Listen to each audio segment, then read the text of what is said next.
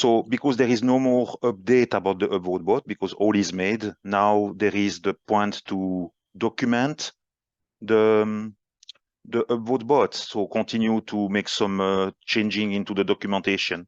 An update to documentation that has to happen. Gian has the Git book that he prepared previously, and we're working out what kind of work needs an actual proposal from the community members, delegates, whatever, or to what extent the chief delegates can just or prepare a request for proposal based on specific bounty type work that the chief delegates expect need to be done, and invite the community to submit to that. We're just trying to refine that process a little bit.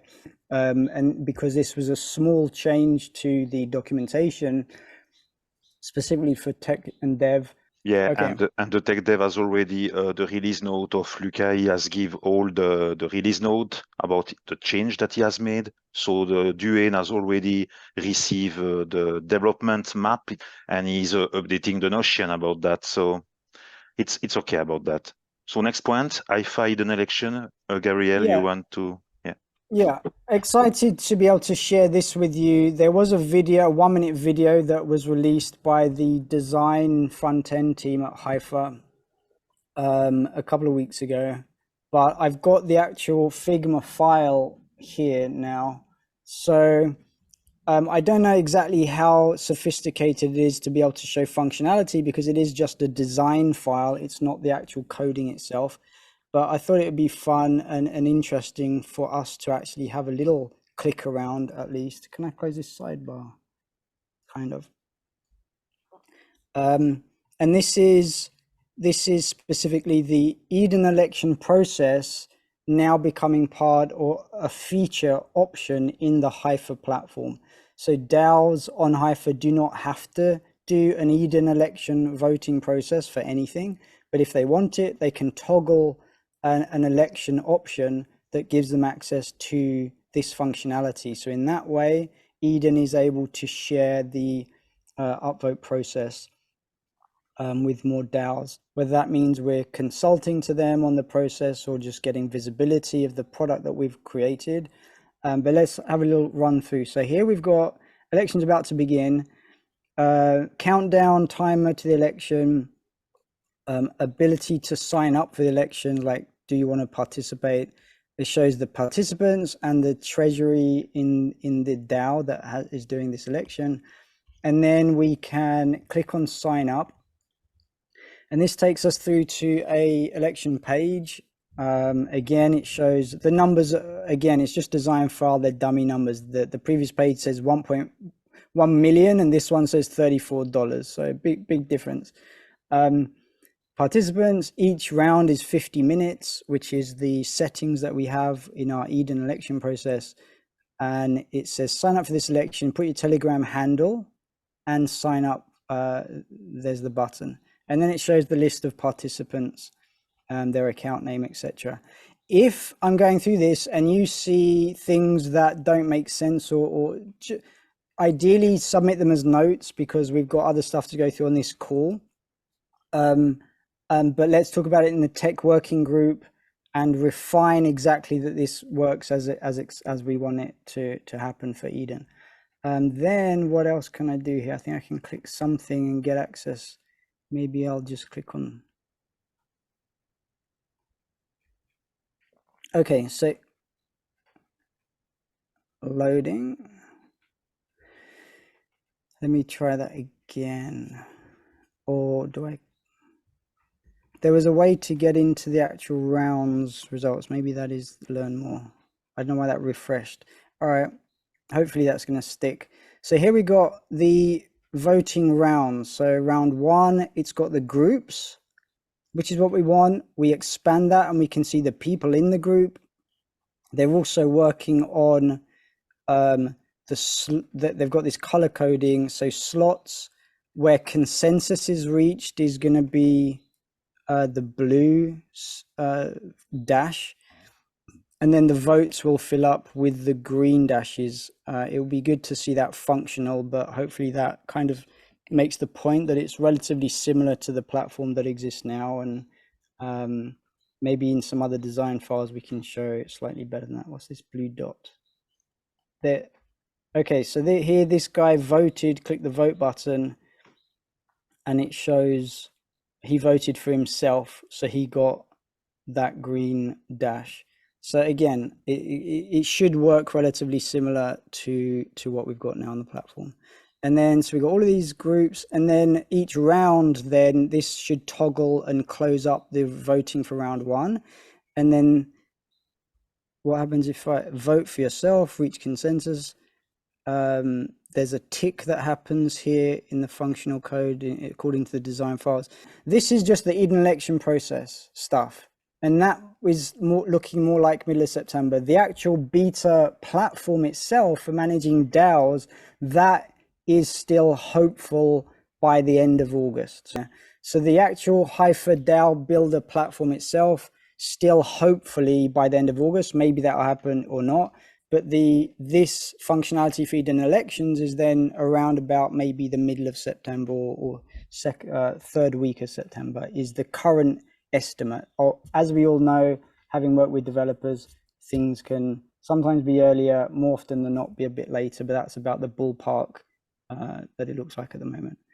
That now we have the development map of our vendor, Luca Persic, for the UpVotBot. So we have already the release note. I named that a document map because there are also some screenshots of what he has made about the UpVotBot. So all in one, release note plus screenshot and all.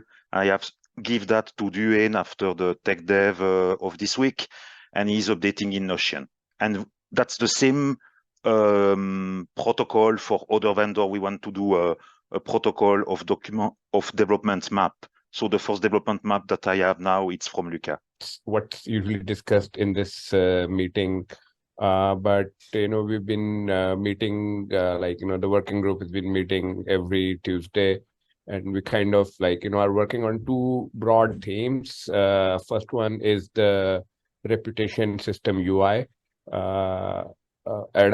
Adam from DLT team is kind of taking care of the UI system, UI development, and the second theme is kind of creating a sub org or subgroup / circle of reputation working group, where we want to give handover SBTs for any sort of participation, participating in meetings and everything.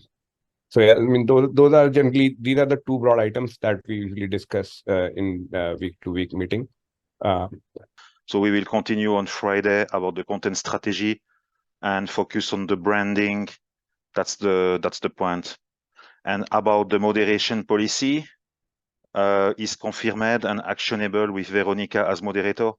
I will give the mic to Mo to explain. Yeah, generally speaking, basically, Veronica is now our moderator. We've contracted her to continue extending her moderation experience into the Eden on EOS forums, the Telegram, as well as the public and the private. So she'll be taking care of that. We've also come to consensus regarding the moderation policy and how that will apply to the public channel and the private channel as well through the vote that we took. It went on for 48 hours. And before that, we also had the community speak to that a week before when it was first raised. So that discussion happened over a week and a half to get feedback from the community. Those that wanted to vote were able to vote on Telegram and express their opinions, which was a majority of yes votes for that policy to be applied. So that's going to be, well, it has been applied ever since Wednesday. And essentially the decision was that the public channel will be the announcements channel from the Eden on EOS comms and media working group. It'll be directed from there, as well as the direction of the chief delegates. Given that it's the announcements channel, it's not going to be just announcements, but an interactive channel where we're going to be able to interact with the community. It'll just be directed towards making a public statement from the Eden on EOS community. Whatever we want to get out into the community, we're going to be directing that communication specifically and having it targeted, I guess, would be a good way to say it. For newbies, right? For newbies, yes, and to interact with the community in general, if there's anything that they would like to give us feedback on or, have any interest in. But it is not a channel for non-Eden on EOS specific content to be published on. It is specific to Eden on EOS and whatever the objective of Eden on EOS is.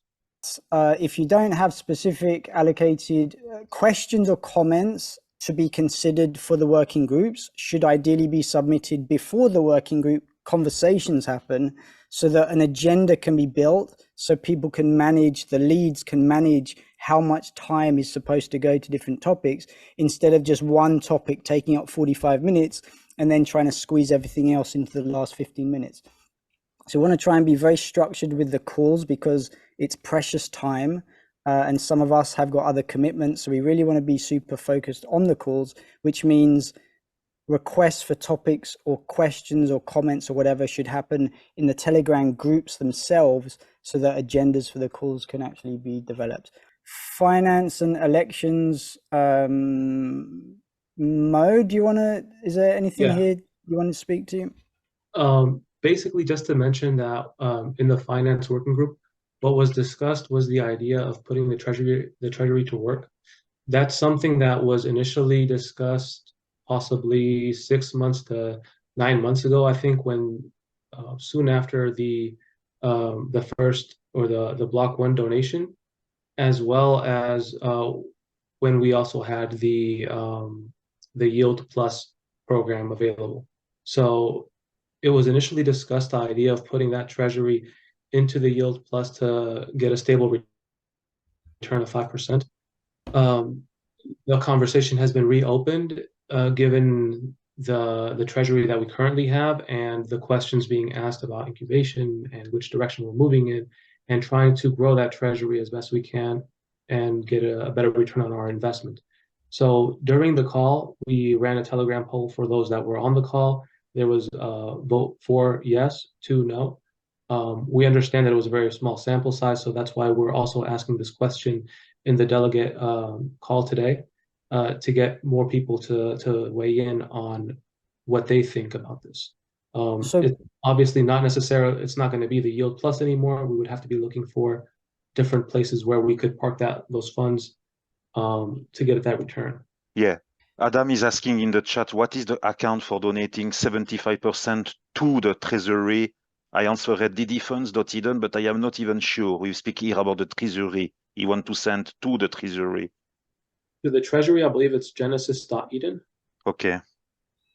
That's the account where you want it to go, right? Every month? Every month would be to ddfunds.eden. So it's correct that I have answered. All right, ddfunds.eden. Okay. Yeah, that's where the L1 can send their 75, and us, the CDs, indeed, also, we give to this ddfunds.eden. Yes. Correct, Mo? Okay. Correct. The question, though, is specific to the treasury. Just want to make that distinction. The actual treasury from which we're making the disbursements to the delegates and the chief delegates every month. So we have about, what, 175,000, I think, right now? Something to that effect. Let me double check. Yeah. That's yeah. Right. Yeah. Okay, so then a possible way to go about that would be to maybe take out 100,000 or whatever we're not going to need in the next 3 to 6 months, and put that amount of funding to work. Which means, in my simple mind, it means staking it, right? We'd be staking that money in something that pays us a specific percentage return for that staking duration.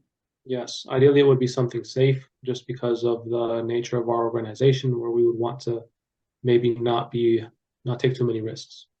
Yeah, so if there's comments on that from anyone with experience of staking and the risks, or different liquidity pools or something that you think might be worth looking at, then please add those as options or points in which working group? In the finance working group, correct? Yes. That Telegram, yeah. Other things that were discussed were the costs to development via Idania for permissions, in terms of how would we unlock those funds and move them. So that's something that I don't think is contemplated in the code, which would be something that would have to come out of our pocket to enable that. So if we want to use that money to move it, literally we need Idania to code the ability to withdraw extra treasury, correct? Yes. Okay. And we don't have a budget quote from them, I guess, yet, and it might be, yeah, who knows how much that could be. So, and apart from the 175,000, we also have another account that holds, I think, about 40,000 EOS for those kind of expenses. Budget hidden. Budget hidden. Yes. The OPEX fund, indeed. Right. So how did that fund get funded? When Block One gave us the 500,000, 450,000 went into that fund. Yeah. Got you. All right. Cool. So if we're going to deploy the treasury, then we're going to have an expense to consider from Idania. So let's get our options on the table in terms of where might be good. A couple of people in the chat are saying Rex, Mel, and Sashit. Let's see if there's any other options. And then we've got to decide if we want to do that as a community. And then we've got to get a budget quote from Idania and make that decision. There is also DeFi Box, the Vault. Yeah, they're still paying out 5%, surprisingly. And Shintai is about to launch their own. And I would say that the way they're speaking, it probably will be the highest return, at least for the short to medium term. What do you think about the risks, Perry? Yeah. Oh, I think Shintai is the least risk in all of the EOS ecosystem and beyond. They're under the watchful eyes of the Singapore government. Who else can say that? So there's different types of risk, I guess. Yeah. There's risk of fraud, which maybe under the Singapore government, they're not going to defraud, or there's less chance of that. But maybe there's other risks in terms of just hacking or audit security or something, which the Singapore government might not. Have you been following the Shintai project? No. I have no idea about it. But like, yeah. So there's. I think research. If we researched into it, we'd find Philip, the CTO, is as capable as a developer as we'll find in our ecosystem. That's an understatement. I think they have some sort of insurance running as well. Like I heard it. I'm not sure whether they have actually implemented that kind of stuff. Like, any fund deposited onto Shintai is probably insured by some third party, or I mean, they discussed it at some point in time. Not sure if that's implemented. Great. So I'm just taking those notes down there. Rex, Shintai, maybe there's DeFi Box. I'd want to know where DeFi Box is getting their funds currently to keep paying out that 5%, though, now that it's no longer from the yield class. And that's also what I wanted to ask about Shintai, though. As Gabriel was pointing out, the different kinds of risk, the value to of their token is something else that would also have to be considered. Because I assume that they would want us to buy checks, or it wouldn't be EOS that we would be holding. That working group, maybe if there's some experts on that, then that's an opportunity to review, and it's worth it. If we think it's safe to put $100,000 and get a 5% return, then it sounds like a pretty interesting. I hadn't thought of it at all until you guys brought it up as an opportunity. I think there are three factors on which this decision can be based on. One is this risk that we've talked about, and second one is how much percentage return is there on deposit, and third one is flexibility of withdrawal. Can if I deposit it today, can I withdraw it tomorrow? So I think maybe combination of these three can help us kind of finalize which one's the right direction to go. Yeah, because if the liquidity is tiny, we can be getting lots of tokens but if we can't sell them, $100,000 is might be bigger than the liquidity pool size or something. But yeah, that's great. So we've got a few considerations. Should we move on? Governance bylaws.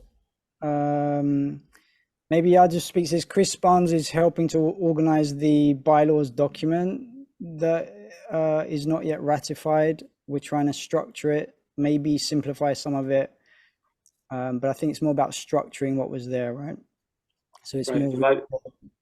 Dividing up the purpose paper, the bylaws, and the dispute resolution into 3 separate documents, and structuring the bylaws so that they are more comprehensive and kind of teasing out what needs to be in the bylaws and what does not from the purpose paper and the dispute resolution process. Cool. Code of conduct moderation policy progress. That is progressing. We now have a moderator assigned. We just want good etiquette and we want the relevant place, and we don't want to feel that people are being wound up, that they're not seeing ugly discussions and therefore leaving the community, this kind of stuff. And we've made progress on that. I don't really have anything else. Right. Only the code of conduct and the moderation policy are continuing to be developed and fine-tuned. Next bit of this section on governance bylaws. This is not yet approved because it's with the governance working group to review and refine. But this is the gist of what might happen. So level 1 delegates would vote for working group leads based on candidate pitches. So anyone in the community can pitch to become a working group lead. And then the appointed working group leads would then work to select the contributors that they want to work with in that working group.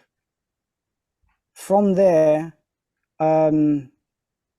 only working group contributor teams would participate in the actual working group phone call meetings. So if you're not appointed as a member of the working group by the elected working group lead, then you do not participate in the calls. If you're not in the working group, you can watch the video, which will be recorded and provided in the working group channel. And you can, as a community member, you can contribute ideas or questions in the Telegram channel that the working group lead will involve in their next meeting. And in this way, we can have of what the lead of the working group considers to be a productive, focused team to progress the objectives of each of that working group. Okay, so moving on, Incubator.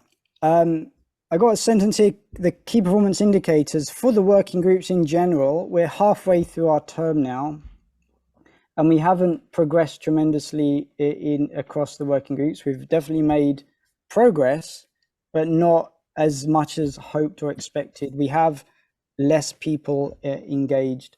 So we're having to rethink, and we'll open this up again for conversation, but rethinking the actual purpose paper and the goals and how to create this kind of engagement.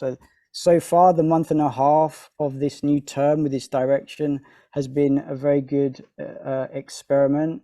We've made progress and we're lacking on stuff as well. So we're going to start to revisit, and that also means revisiting what it means to be an incubator as well. Any questions on that? Mo, Patrick, any comments on that? I think you stated the situation fairly well.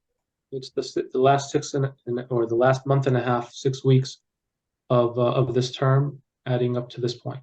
Basically, the idea is that we're going to revisit, explore the position paper, and therefore the positioning, the direction of the community. One of the ideas that, how did that come up? I think it was from maybe someone in the EOS call, or I don't know, something said we need conference representation. Yeah. For EOS. Mo, do you want to speak? That's been an idea that's been that's come up of having Eden on EOS be a source of conference representatives, of having delegations that go out to the conferences and represent EOS.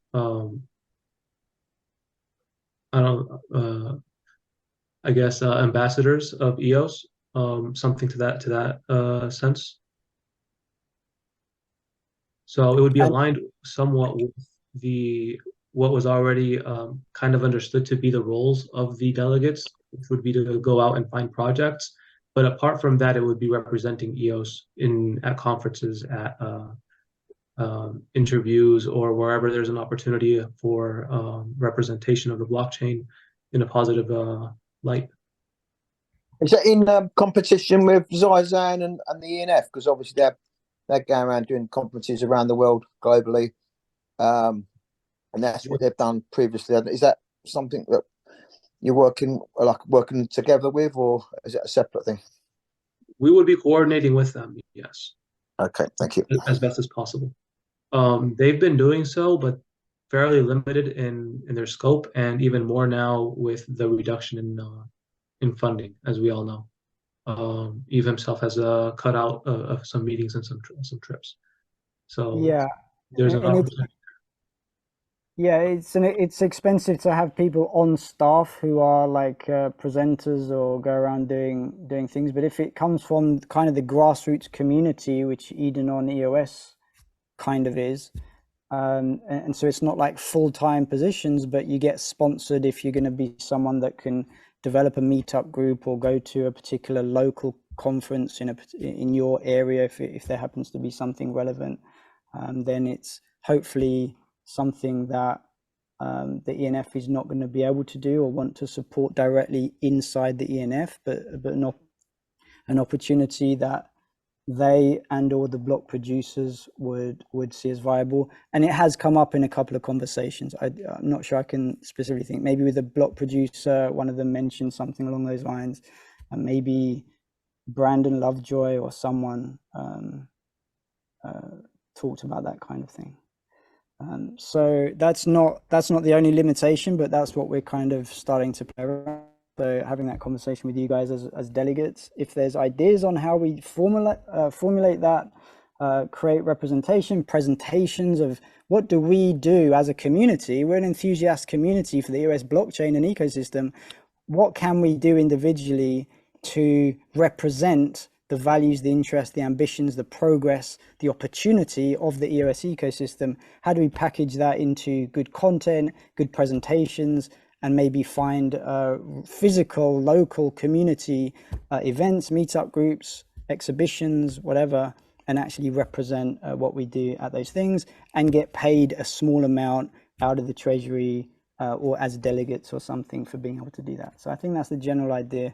Again, these are things for discussion. Maybe mention that we would want to have standardized material and get basically just standardize our presentation and our expectations of the people representing the community.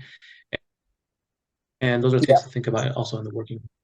The message has to be aligned. I was going to say that as well, because obviously we could all go out and say different things. We need to be all get our ducks in a row and make sure that we're saying the same thing and sending a clear message, because that wouldn't be good at all, would it? Say it's quite interesting and a pleasure to work with Mo and Patrick. We're wrestling with the questions and trying to do the best that we can to curate a decentralized community in the way that we understand it, as we've been elected to do by in the election, at the same time as really trying to figure out how do we move Eden on EOS forwards in a way that's a viable opportunity for the EOS ecosystem and for funding. I think it is a bit of a disappointment that the EOS Labs, if I can say so, has been sponsored or is being directed through the ENF.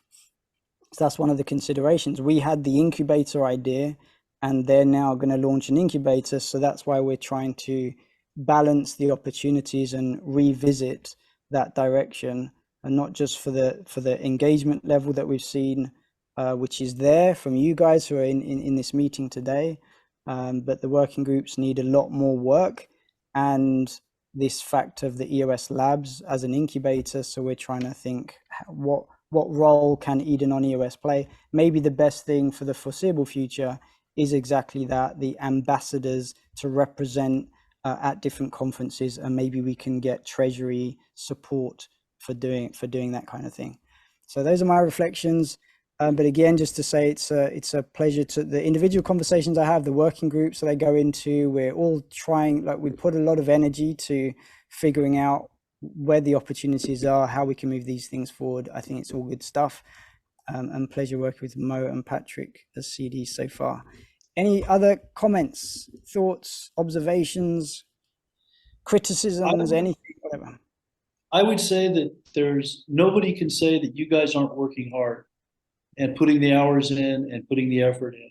So I recognize that you guys are, we don't always agree, but you guys aren't sitting on your butts, and you're putting in the time.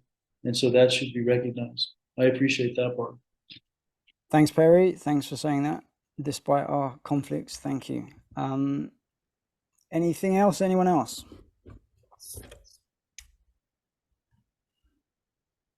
All right. So if not, then we'll see folks in the working groups that you're part of. Tomorrow, I'm looking forward again to specifically the comms and media group, where we're going to talk about content, right? Content and branding. Thanks all. Have a good day. You all. Thanks, guys. Go Idononios. Thanks, guys. See you later.